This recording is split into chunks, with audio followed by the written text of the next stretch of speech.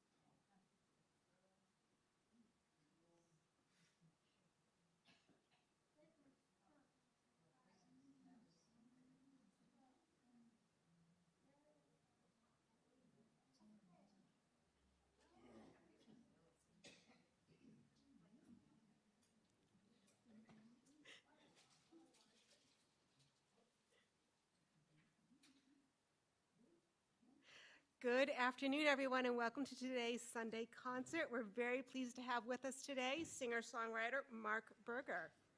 I'm Tara Hall. I'm a program support specialist here at Framingham Public Library. And just a few notes before we begin. If you haven't already, I'm going to ask that you please silence your cell phones to avoid any unintended interruptions. Evaluation forms for today's program are located at the back of the room next to the door. We welcome any feedback you have about today's concerts and any ideas you have for future programs. We want to thank our sponsors, who make these concerts possible: Roach Brothers, St. Mary's Credit Union, Friends of the Framingham Library, Law Offices of Morton Schumann, and Framingham Cultural Council. If you'd like to donate to the Friends of Framingham Library, we have a donation box located at the back of the room near the door.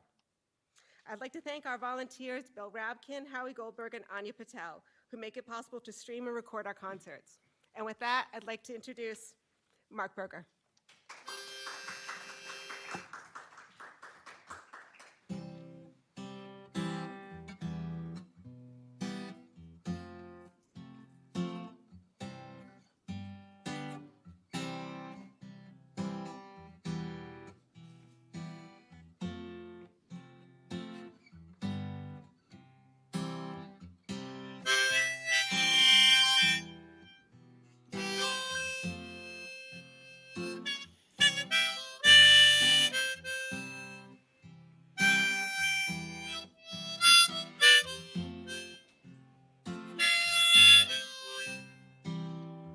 Nobody gonna ride on the railroad.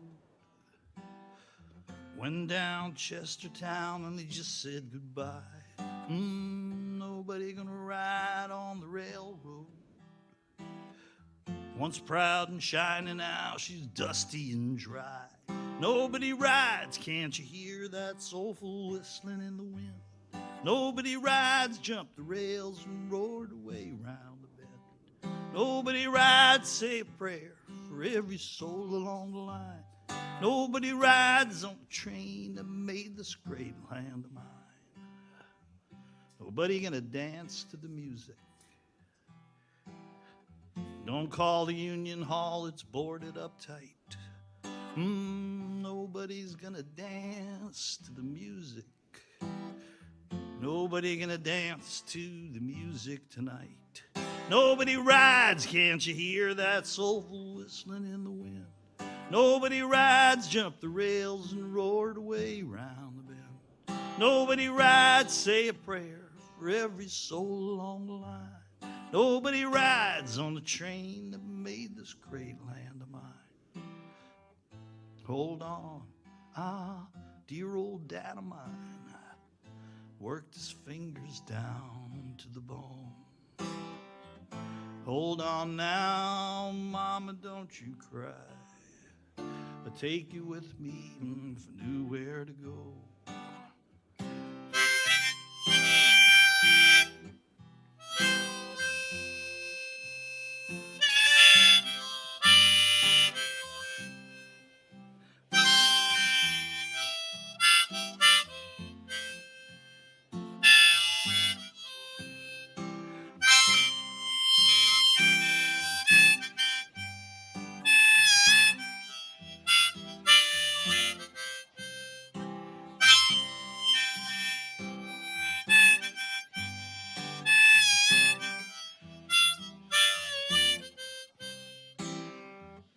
Hold on, dear old dad of mine worked his fingers down to the bone.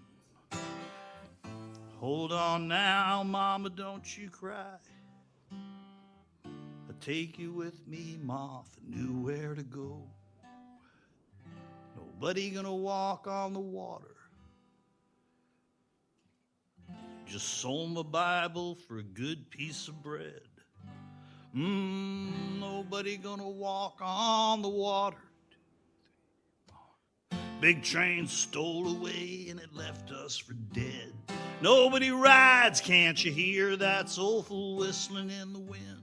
Nobody rides, jumped the rails and roared away round the bend. Nobody rides, say a prayer for every soul along the line.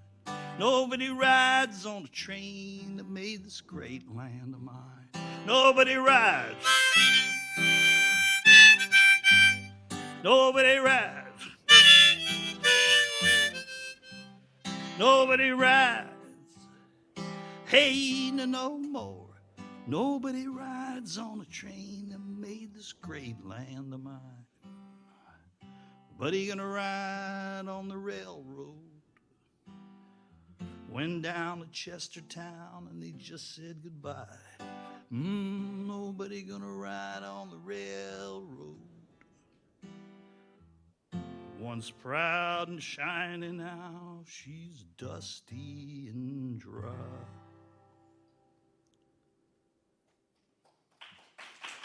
Thank you.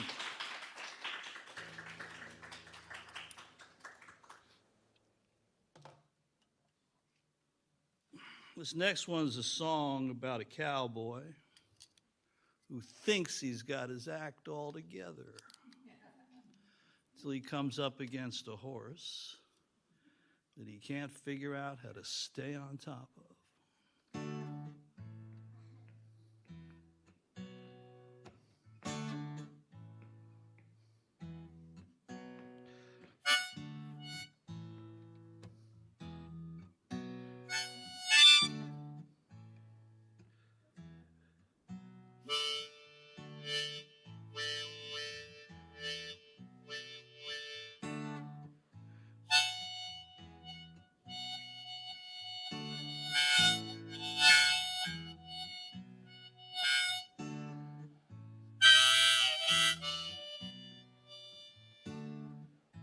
I start to realize the danger.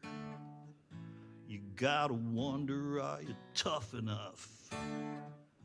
And then she throws back her mane, sending sparks in the wind and daring you to touch her.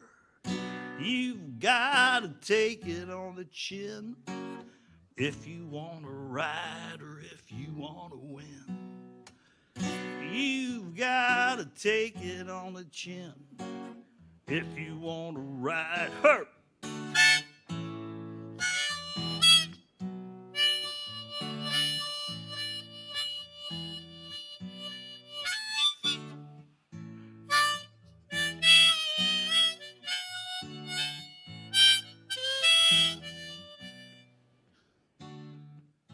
See, you're the king of the West, eh?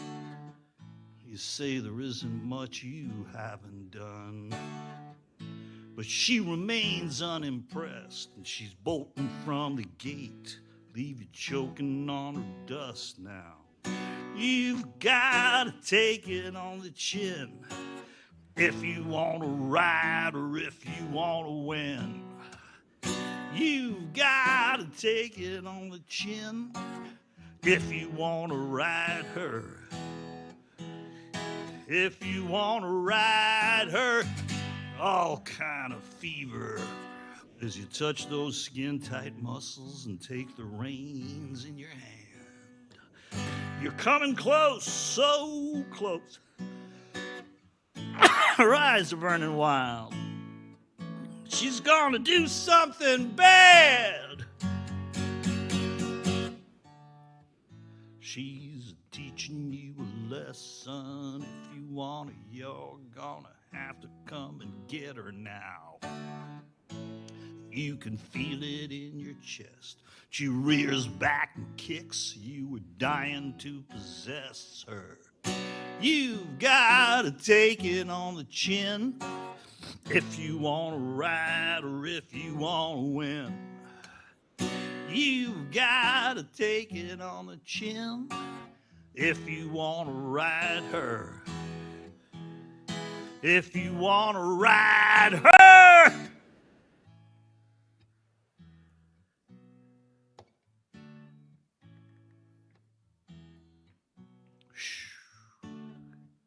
Sure is hot.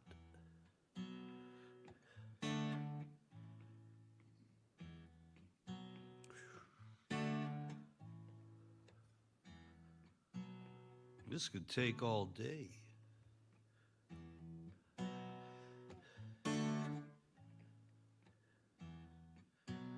Gotta hold on tight.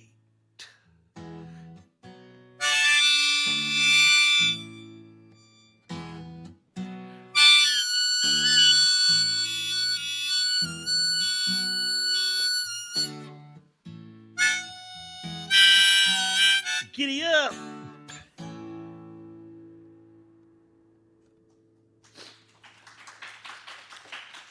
Thank you, music lovers. So, as I'm sure you could tell from those first two songs, I'm from New York.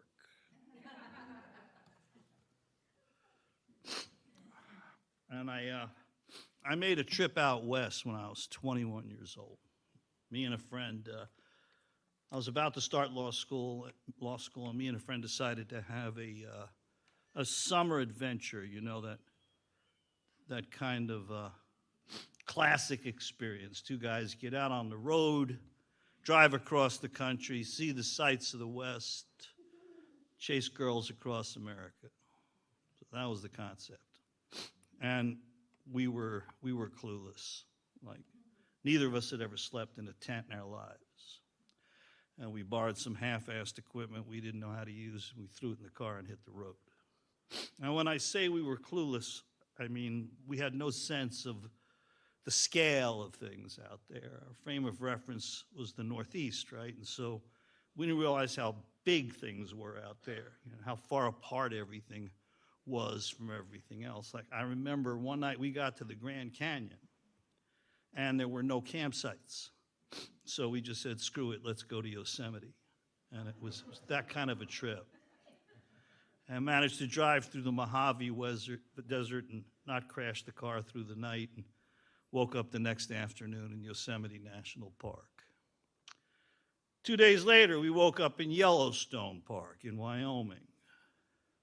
And then we were like, come on, we can't go back to New York without seeing the Grand Canyon, right? So we just drove from Wyoming back to Arizona.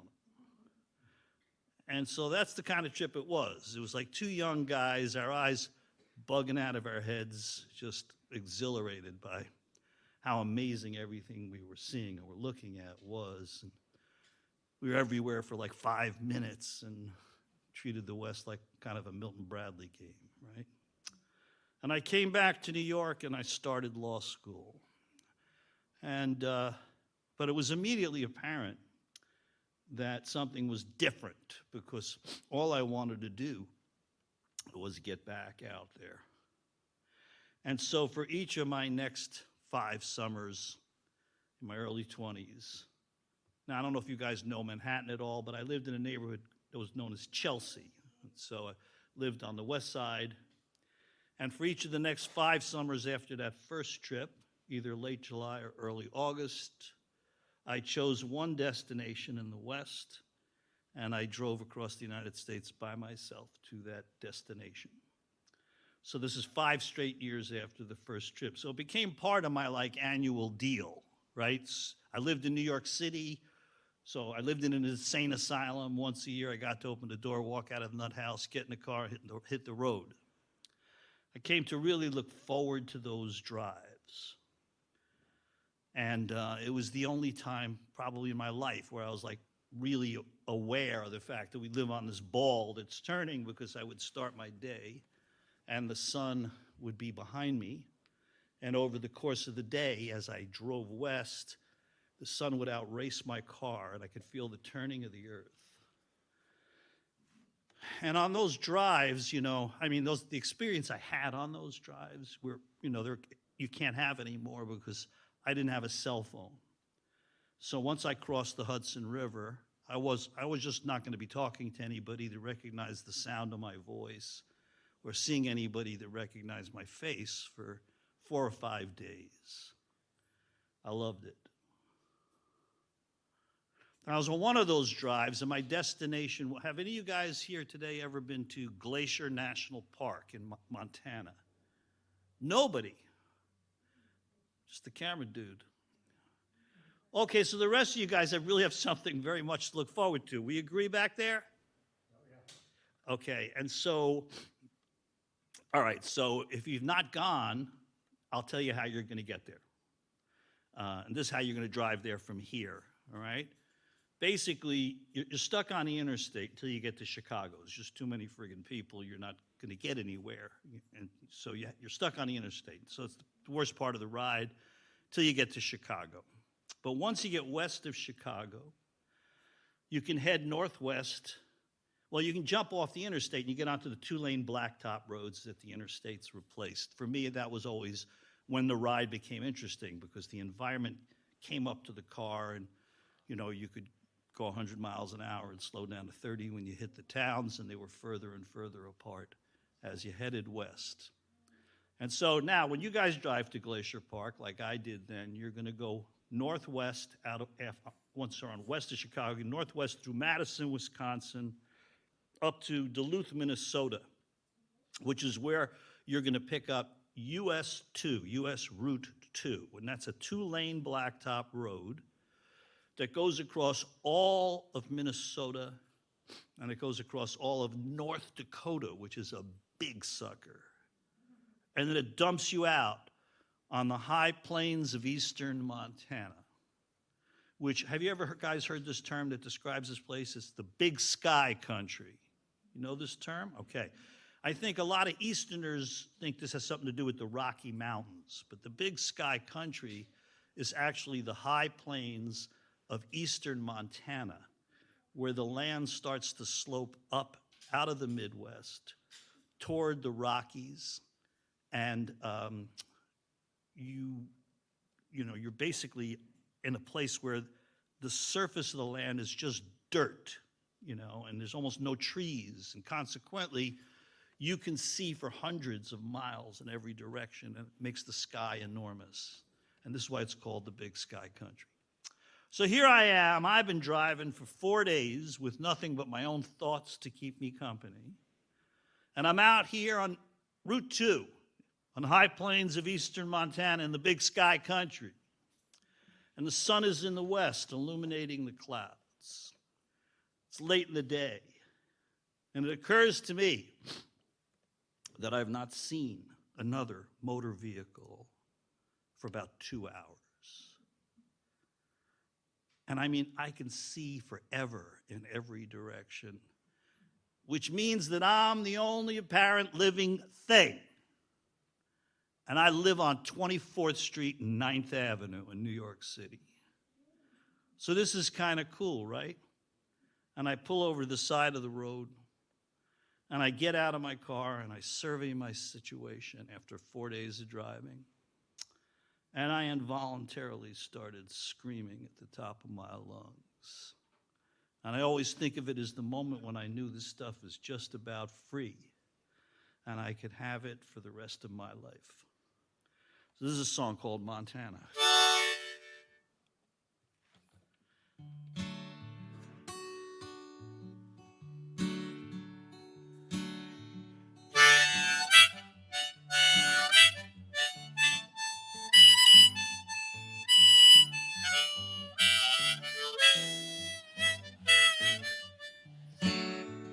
Don't know my mama, don't know my daddy, you don't know my name or my place of birth. But when I got a look at the big sky country, I knew I had a home on this earth.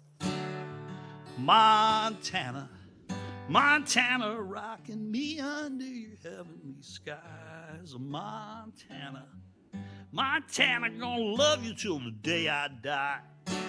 Got a home on a mountain, a home in the valley, live on a lake, live off the land. And when I get crazy, there's a flathead woman to tell me I'm her loving man. Montana, Montana, rocking me under your heavenly skies. Montana, Montana, gonna love you till the day I die.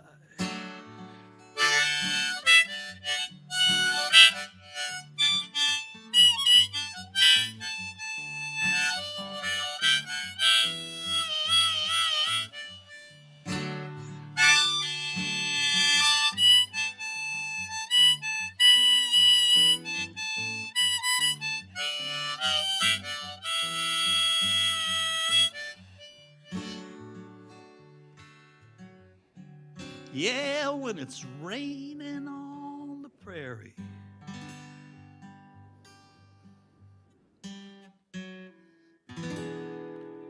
you can hear the angels sing.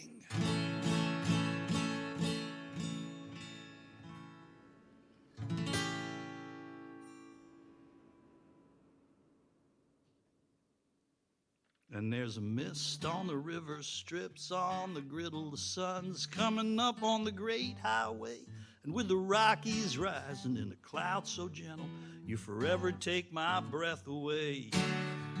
Montana, Montana, rocking me under your heavenly skies. Montana, Montana, gonna love you till the day I die. Oh, I'll love you till the day I die.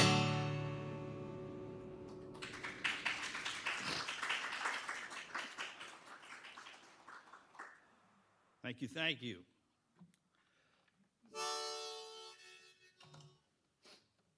So I started law school, you know, and I'm going to give you guys a little bit of my backstory. It ain't pretty.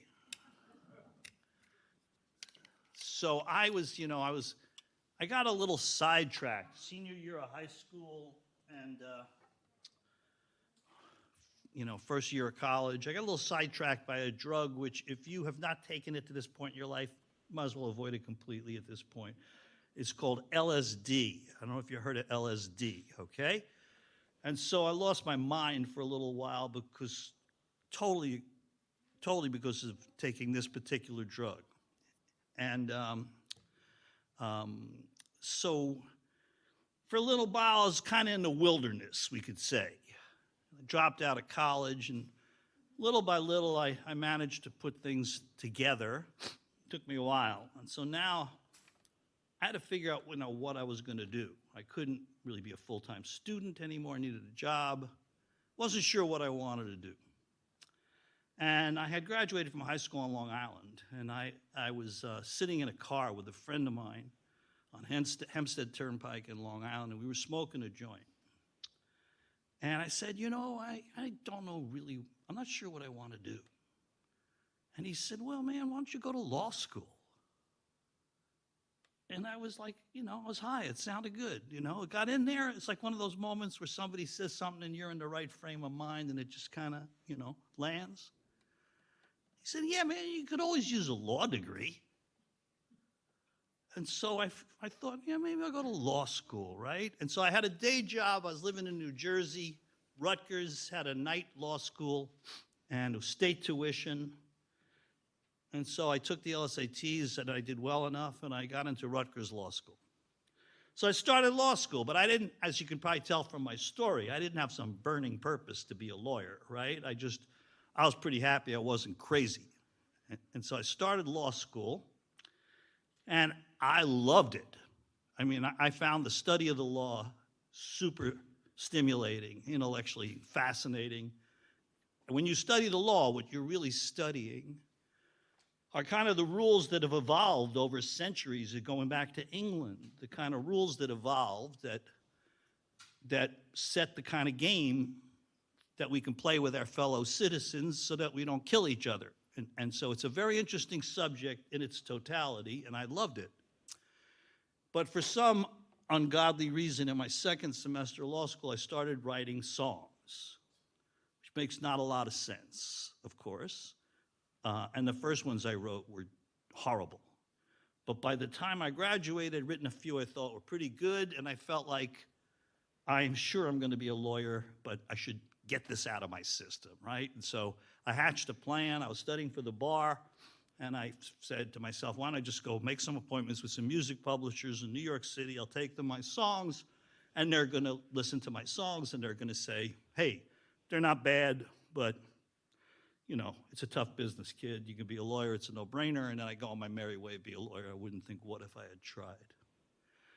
But to my amazement, these guys started giving me money, and they signed me to publishing deals and put me together with well-known writers. Like, remember a TV show called Cheers? There was this theme song where everyone knows your name, and they had me writing with him and pitching my songs to the Four Tops. And it was like crazy. It was like destabilizing, actually, because not at all what I was expecting to have happen.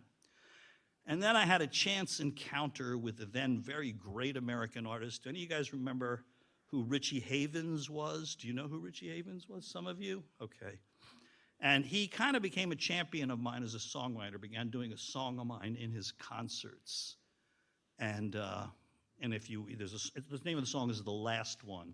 If you Google Richie Havens, The Last One, or you search it on YouTube, you'll see a wonderful performance that he gave at the Glastonbury Festival in England of that song. So things were just getting really a little kind of too interesting to go put myself in a law firm.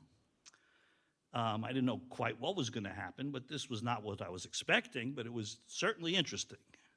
And then I had a really funky experience because I had this one song, and I thought, if a woman did this song, it'd be really sexy. And I told my publisher who had this song, please send this. And the two big, female artists at the time, I'm dating myself, but you guys remember a woman by the name of Pat Benatar? She had this hit, Hit Me With Your Best Shot. That was a big record she had recently had.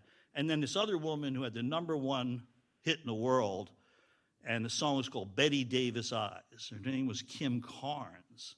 And so I said to my music publisher who had that song, I said, I think you should send this song to those two artists because I think they might do it. It'd be really hot if they do. And then I went off on an 8-week wilderness trip in Alaska. And when I got home, I was in a record store in Grand Central Station in New York City. And I'm looking through the racks, and wow, here I see Kim Carnes' new album, the follow-up album to Betty Davis Eyes. And I turn the album over, track number 4 is the title of my song. And it's an unusual title, right? So I'm like, I'm going to be a gazillionaire. I tell the kid in the store, drop the needle on the album, track number 4. I'm all excited. It's my song. He takes the CD, LP out. He puts it on the turntable, drops the needle on track number 4. Music starts. I'm all excited. She starts singing.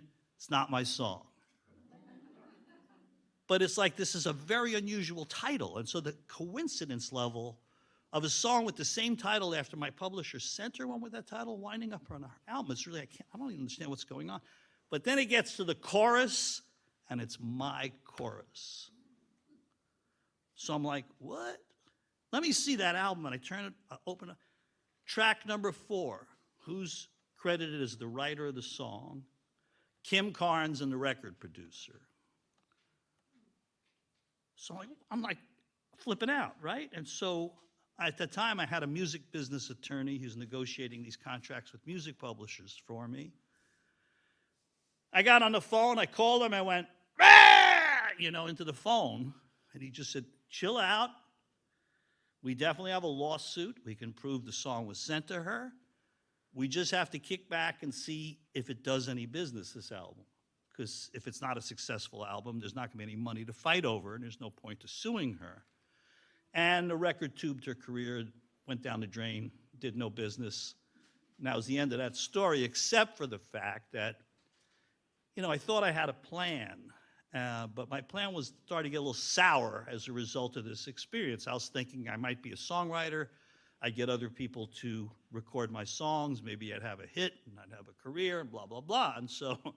And the thing is, I couldn't sing to save my life in those days. I mean, I could make a demo, and you could show it to a great singer like a Richie Havens or somebody, and they get the idea what the song was, and maybe they would record the song, but nobody in their right mind would listen to me sing at that point and say, I want to make an album with this guy as the vocalist. But this experience made me realize, and especially with Richie Havens doing this song, that if I was going to take this seriously, I was going to have to figure out how to sing my own songs. So I spent a lot of years in front of electric guitar rock and roll bands and clubs in Lower Manhattan screaming my brains out trying to figure out how to sing my own songs. In the meantime, I kept getting into the West, and I became obsessed with the West. And my thing was to get up on top of the tallest peaks I could get up on top of and get into the remotest places in the American desert that I could. And so I had these 2 parallel lines running in my life. And eventually I became a slightly better singer.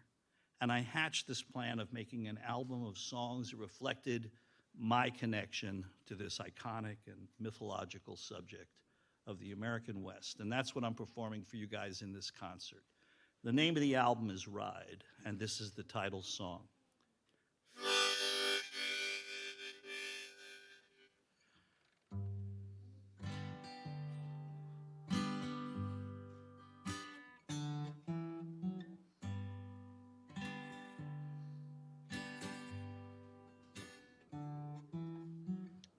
Used to be silent, used to be open, used to be romance in a life on the plains.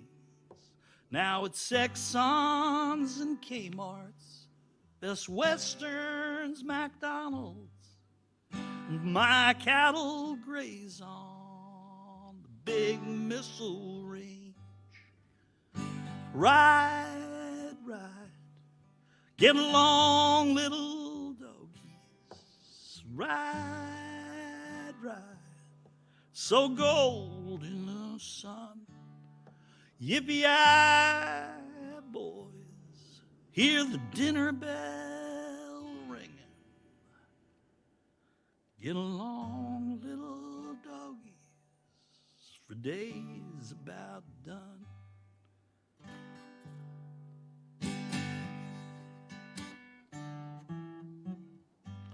Can't find the campfire, can't find the kettle, can't find my harp or my steel string guitar. When I turn off my headlights and gaze at the heavens, see satellites pass between Venus and Mars. Ride, ride, get along, little doggies. Ride, ride, so golden in the sun. Yippee-yi, boys, hear the dinner bell Get along, little doggies, for days about done. Get along.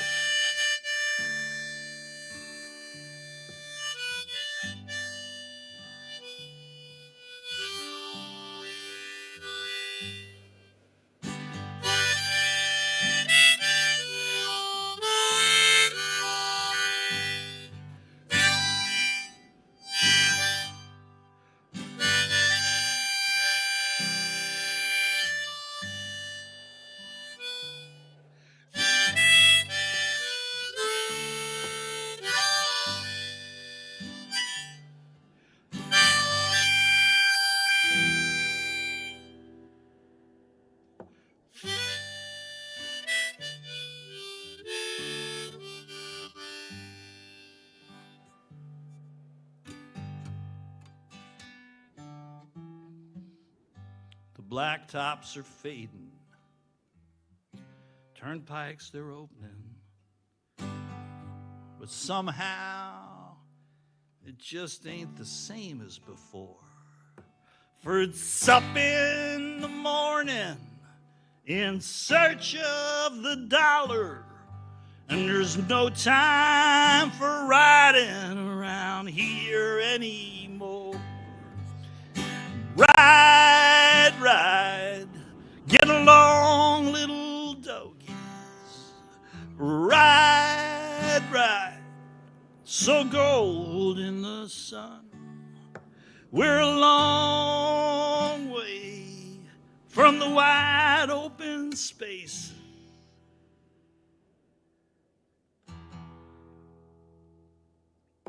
Get along, little doggies, for days about done. Get along, little doggies, for the West it is one.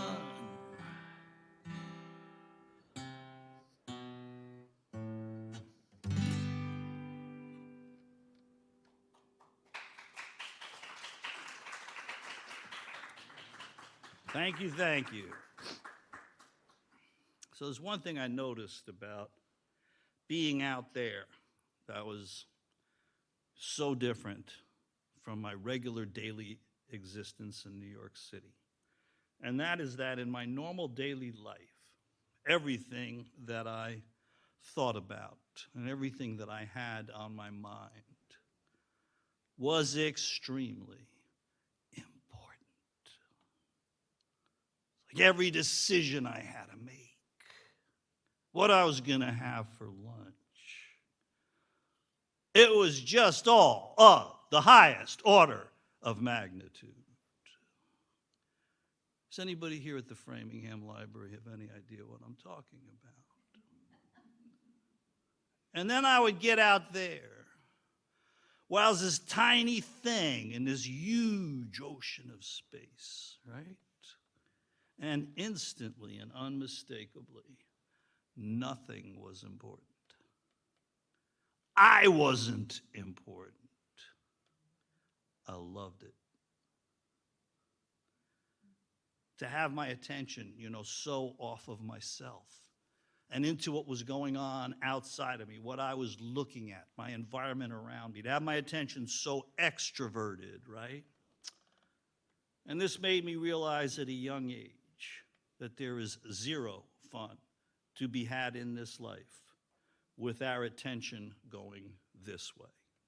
And that all the fun we have ever had in this life happens with our attention going that way. And I think this is what has driven me out to the West my whole life, is to recapture that feeling like you have when you're 4 years old and you have no attention on yourself and everything is thrilling and it's exciting and all your attention is out there and out into the world, right? It's what drives me still out there today, is to get that thing. Now, there's a flip side to this as well, to being a tiny little pinhead in a huge ocean of space. And that is that there are also lots of opportunities for getting into trouble. So I'm going to tell you a little story now.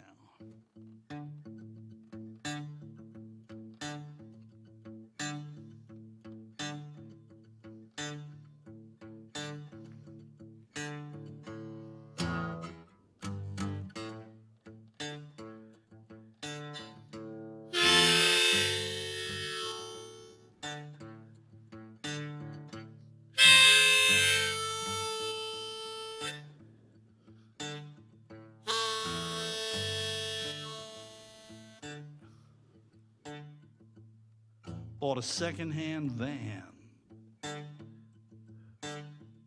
and headed west on the interstate. I had a mind to get a bite, and a bite I got, and a bite I gave.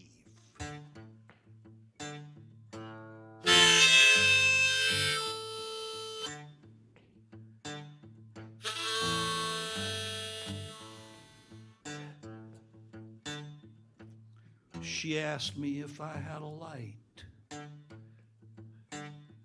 In the back, a band played Voodoo Child.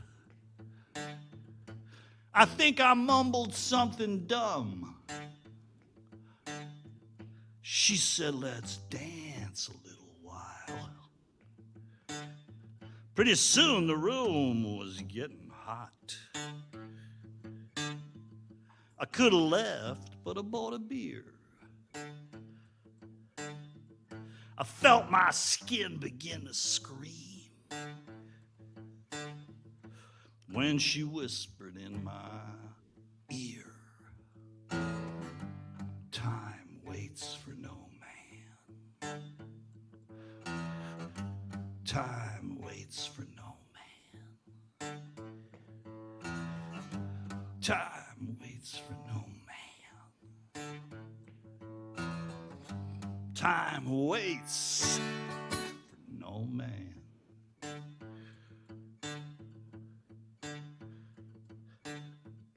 She walked and talked me to the van. I opened up, she pushed me in. We joked and toked for 7 days in a fit of lust and a fit of sin. On the 7th night, we took a breath. She sent me out to get a pint. When I came back with a 5th of gin, my secondhand van was gone in the night. Time waits for no man. Time waits for no man. Time, no man. Time waits for no man. That's what she said, boys.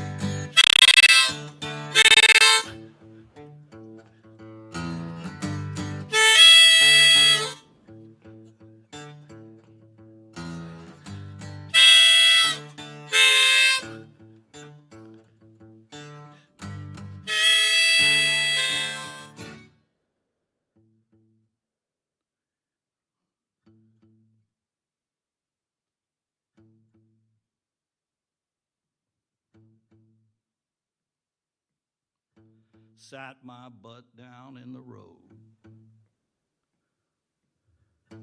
Could have laughed and I could have cried. Smelled the sage and the creosote. Stuck my thumb out for a ride. Bought a secondhand van and headed west on the interstate. I had a mind to get a bite, and a bite I got, and a bite I gave. Woo!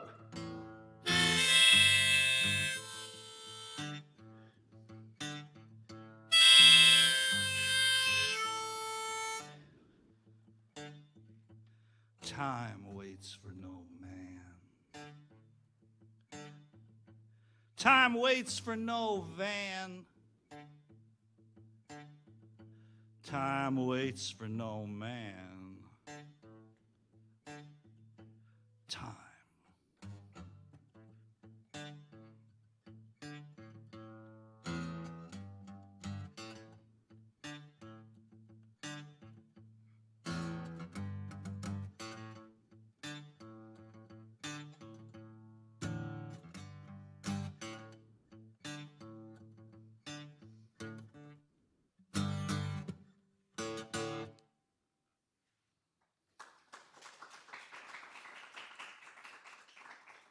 Thank you, thank you.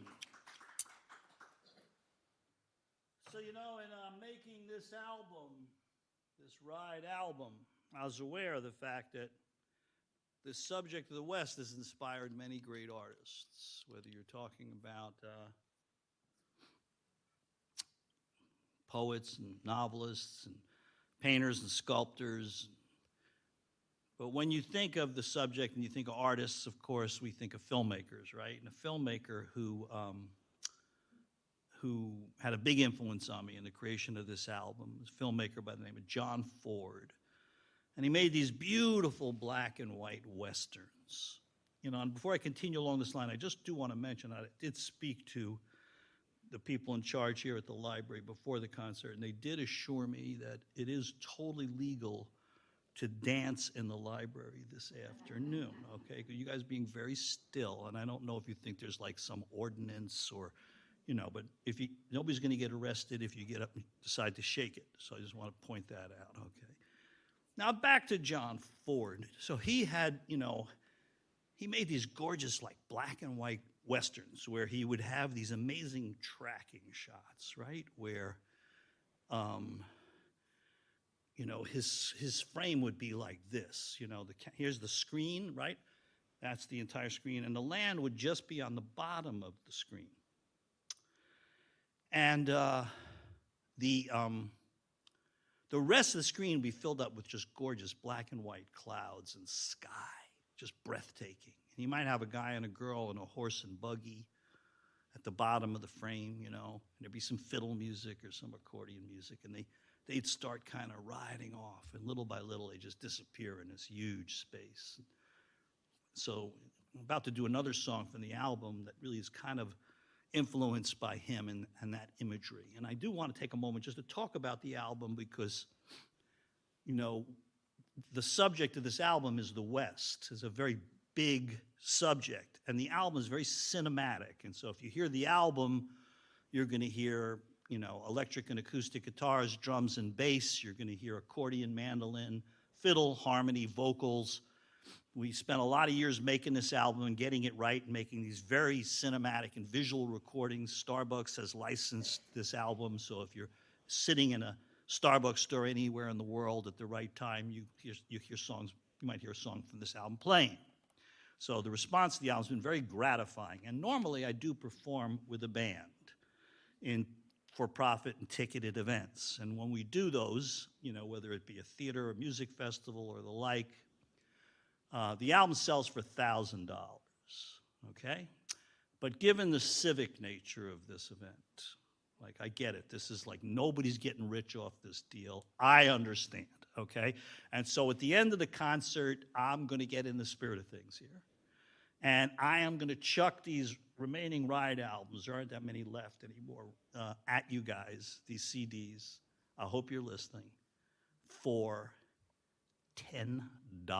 I know it's ridiculous. I'm just wanting you to be aware of the nature of the opportunity being presented to you guys here at the Framingham Library today. Keeping in mind, you've heard of eBay, when you leave, they're yours. So enough said on that front. There's also an email list where my band always plays 8 to 10 free outdoor summer concerts in this part of the world every summer.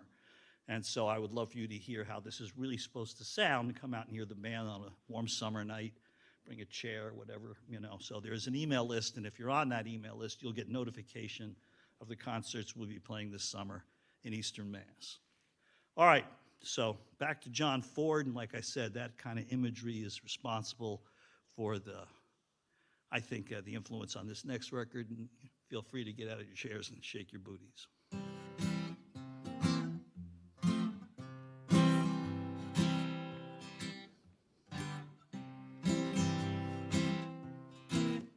Sorry, but I think I pushed this down to like speak to you guys a little better, and now I can't reach it, so you'll excuse me, but I'll have to start that again.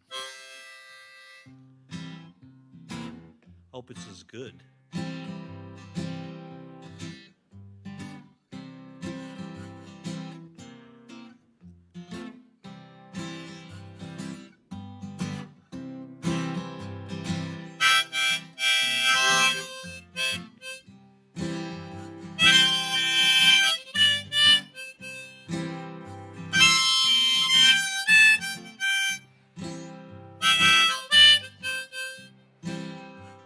And I know you don't care about nothing. You just smile and pass me by. So I will be serenading by your window tonight, singing, come to me, my soul surrenders. Show me the way to your heart. You are the object of my affection. Can I be your sweetheart? Through all times of stormy weather, who'll be there to calm you down? They'll say, don't they go together when we go riding into town, singing, come to me, my soul surrenders. Show me the way to your heart. You are the object of my affection. Can I be your sweetheart?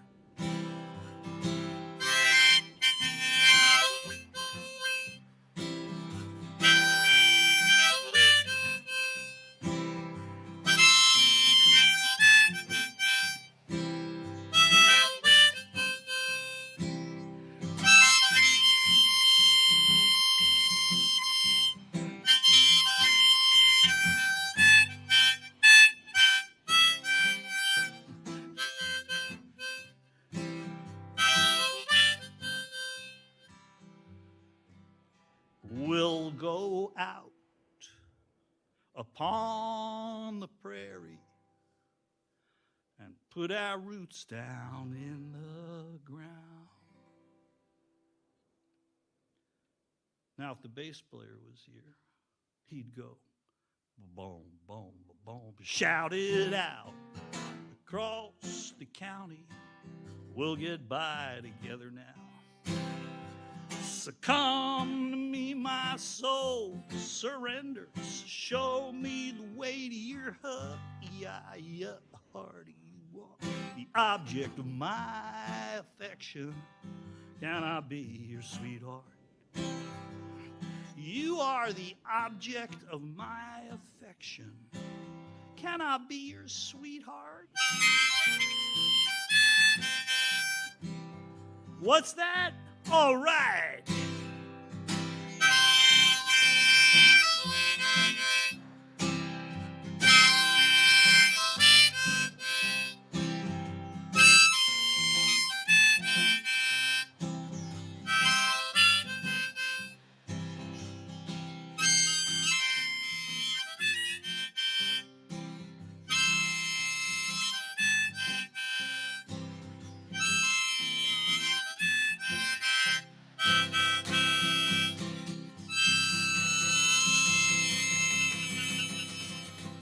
Oh!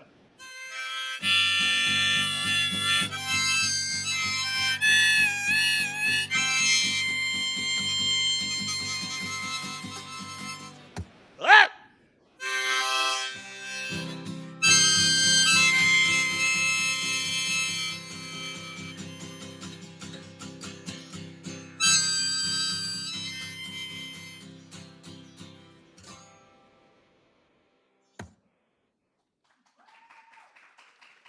Wow.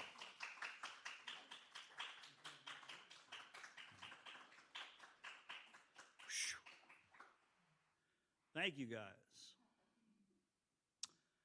So, you know, one thing I don't get to do when I play with the band, that when I play in like a situation a little more intimate like this, is sometimes I like to share some like incredible experience I've had in some remote place in the West.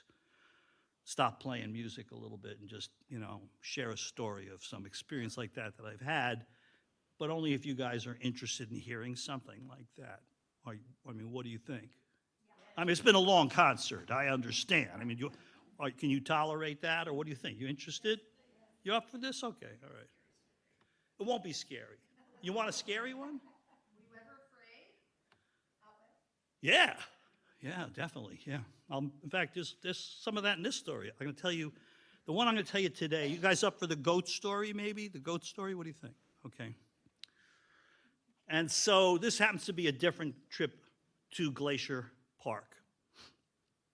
And see, the thing about the Rockies in Montana in late summer, the Glacier Park is, you know, it's high up. And so it's famous for having these incredible circuit hikes. I've done a lot of backcountry trips in Glacier Park, but they also offer these amazing circuit day hikes. And what a circuit hike is, it's like on most hikes, you know, you start somewhere and you hike to a destination and you see what you see and you turn around and you come back. A circuit hike, you start in a place and you make a circuit. You wind up back where you started, but you never see the same scenery twice. And so that's, you know, that's much more favorable, right? And so in Glacier Park, you have these incredible circuit hikes where, you know, they could be 10, 12 miles. You take just a light day pack and some lunch and some water. You're hiking in 75 to 80 degree weather above timberline. So almost the whole time you're out all day long, you're seeing like forever, you know, and amazing mountain peaks in all directions. And it's really quite an amazing experience. And you can catch a week in like in late July, middle August, catch a week of this weather where, I mean, the thing is that, you know, it's hard to, if you haven't been out there, if you're just from the Northeast, it's hard to appreciate what it's like to be in a place like this where there's no humidity in the summer, where the air is like dry as a bone. And you get these gorgeous days with blue skies and giant cumulus clouds, and the air is dry and 75 degrees feels incredible. And you get days like I'm talking about, where you're out all day just hiking with vista views, and they mount day after day. I had one of these, this is on this particular trip, it was like 5 days of hiking like that, in that kind of weather. So it becomes an out-of-body experience. You get goofy. And so I had one day left, the last day before I had to drive west to, I had a friend who was flying into Spokane, Washington. This was a former girlfriend. And I was going to pick her up in Spokane, Washington, and then we were going to go on a backcountry trip in the North Cascades National Park in northwestern Washington state. So I had one day left in Glacier by myself, and I wanted to do it on the west side of the park. There's a very famous road that traverses the mountains in Glacier Park. It's called Going to the Sun Road, and it goes up and over the Continental Divide and back down onto the west side. Did you ever see the movie The Shining? So in the beginning of the movie The Shining, when he's driving up to this, you know, hotel in the mountains that he's going to be the caretaker of, Jack Nicholson, they're driving along and they're showing the credits. That's actually Going to the Sun Road in Glacier National Park. And so I wanted to pick something on the west side since I had to drive west to Spokane at the end of the day. I wanted to be able to have a full day and be able to get out of the park relatively easily and continue on to Spokane.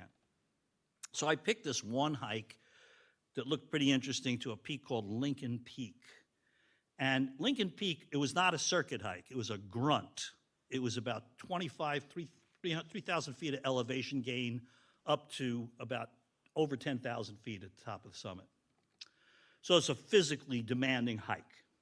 And, you know, the top of every mountain is different. You know, some, you might have a nice flat surface, others just all these craggy things. There's no place even to put your butt when you get there.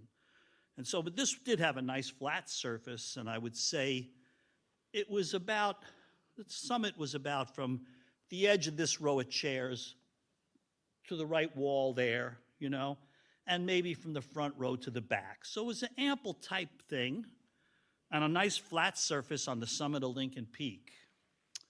And when you get up there, let me describe the view, okay? If you look to the west, you look down about 3,000 feet to Lake McDonald, which is this beautiful jewel of a 12-mile-long lake with mountain peaks, ice-capped mountain peaks on either side of it, out to the western horizon. I mean, totally breathtaking view from the summit of Lincoln Peak. And when you turn around and look behind you, there was a glacier with a waterfall pouring out of it. So this is one of the most amazing places a human being could find themselves. And, you know, what I've never understood is why somebody would go to the trouble, the physical effort to get to a place like this, only to sit there while they're having lunch and talk with each other about what they have to do when they get to the office on Monday. This has always eluded me. It's like, dude, look where you are. You know, you're never going to be here again. And so, unfortunately, it's a small enough peak, so you can imagine I have to listen to this, and it's pissing me off, okay, to listen to this banal conversation in the midst of all this beauty. So I'm getting really ticked off. And what I do is I just mosey over to this ledge, and I sit myself down, and I dangle my feet over about a 2,500-foot drop, and I try to tune out this conversation, which is ticking me off, right? And little by little, you know, 2 people get up, and they start to head back down the trail.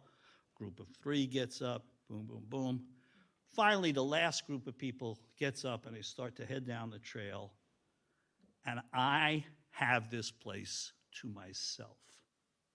And I know I have about an hour, and then I have to start hiking down. It's a long hike down. I have to get out before dark, and I have to drive to Spokane, Washington, right? And so I'm in my glory. I have this incredible place all to myself for an hour.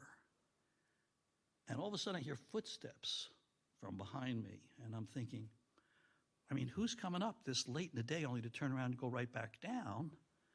And I turn around, and there's a mountain goat coming up onto this summit.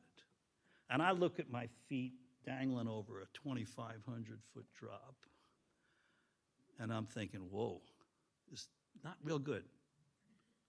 And I'm like, well, what is my goal here? You know, and I was kind of smart. There were a couple of rocks behind me. And so what I did was I slid myself back. I wrapped my arms around the rocks. I figured worst case scenario, he gores my heart out. He didn't bump me off a 23,000-foot peak, right? So I'm just hanging there, and like I'm thinking, okay, I just want this animal to feel safe. You know, like I'm totally not a threat. I don't want to make eye contact with him. I just want him to be like, don't mind me, I'm good, don't worry about me, blah, blah, blah. So I'm sitting there, I'm really nervous in answer to your question. I was definitely scared, okay? And I'm just kind of watching peripherally. I'm watching this goat out of the side. I want to look at him directly, but out of side eye, I'm kind of checking him out, and he's walking out on the peak, and he's like just being a goat, you know, doing his thing, and you know, he looks so like majestic, this amazing looking animal in this incredible place, right? To where I kind of forgot my purpose there, you know, for a second. I found myself like looking at the animal because it was just such a breathtaking situation. And so I'm sitting by the ledge over there, and the goat, just little by little, he kind of moseys over to the same ledge, and he sticks his head at the air, and he's looking out. And I'm looking at this animal, and I'm like, you know, if you look at his demeanor, he appears to be completely unaware that I am there. Like, just totally unaware of me, which is fine with me, of course, right? And he's looking out, and then all of a sudden, from over there, his head goes like this. And I was like, whoa, and I just look away, because I do not want to make eye contact with the beast, right? I don't want to look at him, but now I know he knows that I'm there. So, you know, I don't know. I'm just hoping I'd survive this experience, which is hard to explain, you know, how this is even happening. A couple of minutes go by, and my curiosity gets the better of me. And so I turn my head to look in his direction, and he looked away. I went, whoa, wow, that's interesting. Like, he didn't want to make eye contact with me. So I'm now trying to think like a goat, right? And I'm like, what's that about? Couple of minutes go by. He turns his head back toward me. I look away. So me and this goat, we're in this game. And we're playing this game. And every couple of minutes, and I turn, I look at him. He looks away. He waits a few minutes. He looks at me, and I look away. And it's starting to feel like, to me, like we both know we're playing this game, me and this goat on top of Lincoln Peak. And then all of a sudden, he starts walking towards me along the ledge. And I'm like, deep breath, no idea what's about to happen. And when he gets to me, he steps over my feet, my legs, and he plops himself down next to me. And me and this goat are hanging. Me and this goat are chilling on Lincoln friggin' Peak, okay? And I'm like, I cannot believe this. I can live 20 more lifetimes. This is not happening again. And we're like both like, this is like too cool. This is too beautiful. It doesn't get any better than this, right? Honest to God, an eagle flies over our heads. And we both look up like, the whole thing was just stupid, right? And we're just hanging out together, and it's just like bliss, right? And then all of a sudden I realize, I gotta go. I gotta leave. I gotta hike down. I gotta get out before dark. And I'm thinking, I gotta leave this situation? This is like, how do I do this? I'm never gonna have this again. And I stood up, and the goat looked at me like confused. Like he was looking at me almost like, if I could read his mind, he was looking at me like, you have something better to do than this? Do you know, it's like how the goat was looking at me. And I honestly to God, I actually looked at him, I said, I have to go. I said to the goat, I gotta go. Like I'm apologizing to the goat. And I mean, I felt forlorn. And I started to walk back toward the trail. And he got up and started following me, my little goat bud. And he stopped right at the trail. And I started to hike down the switchbacks, and I have this series of photographs that I took. I had an old Olympus camera. And every couple of switchbacks, I turned around and took a picture of his little head looking at me like this with his goat horns, you know, getting smaller and smaller in each photograph. And he's looking at me like, dude, we was hanging. So that's the goat story. I hope you enjoyed the goat story. You know you can't make that one up, right? Thank you for listening to me this afternoon, coming out and sharing this afternoon with me and listening to my songs. Please consider putting your name on this email list. There's one last song to go.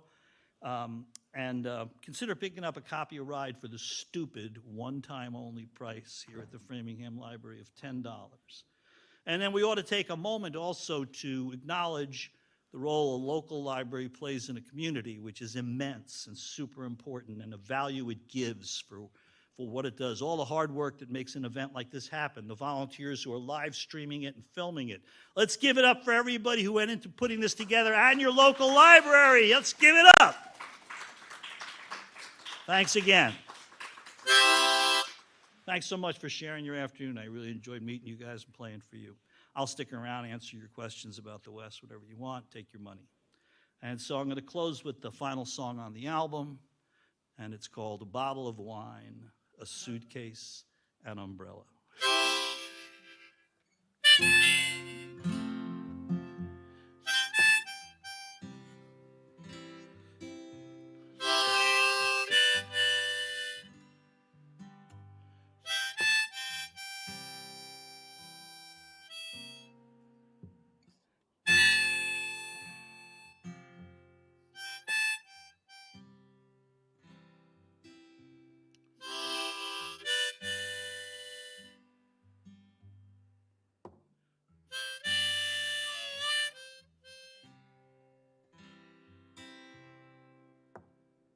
bottle of wine, a suitcase, and umbrella.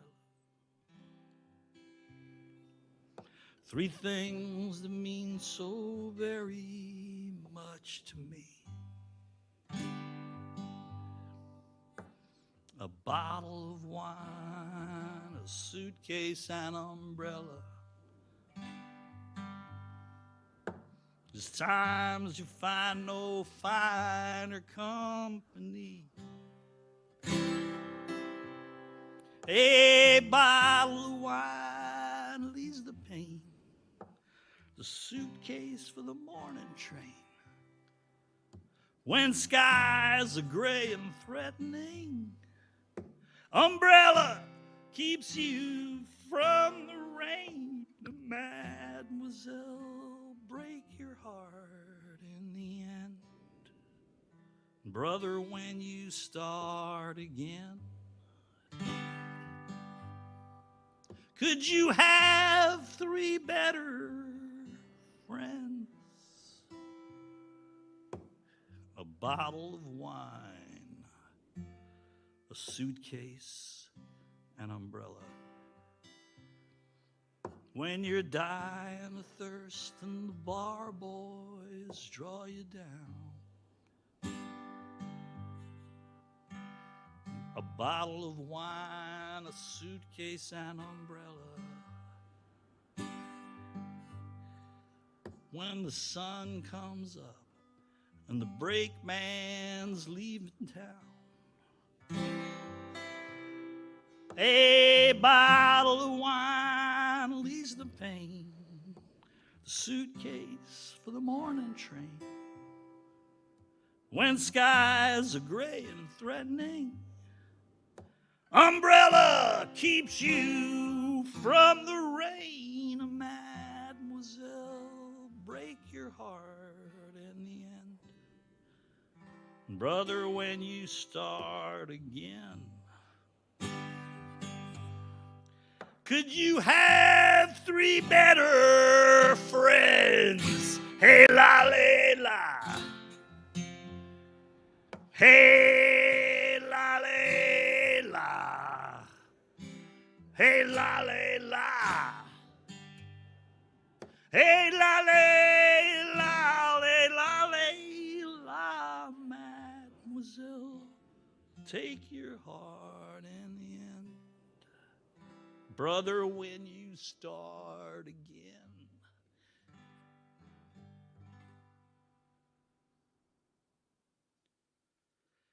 could you have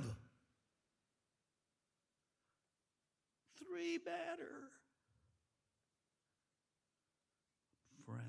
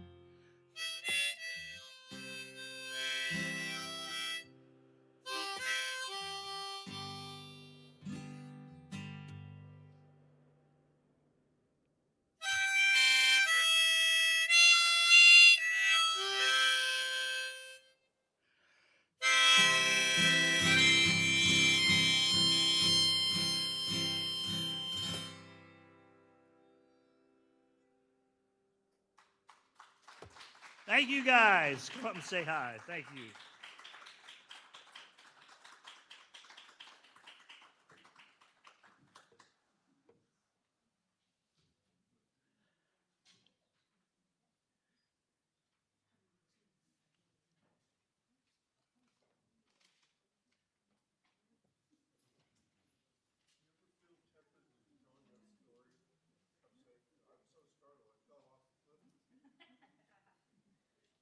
Sure. I'm not sure how that would work. Do you know?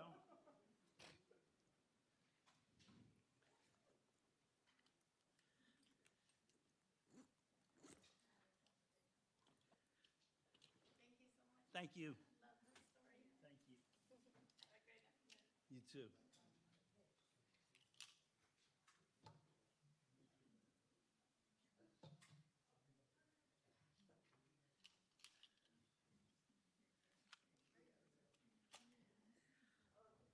Huh?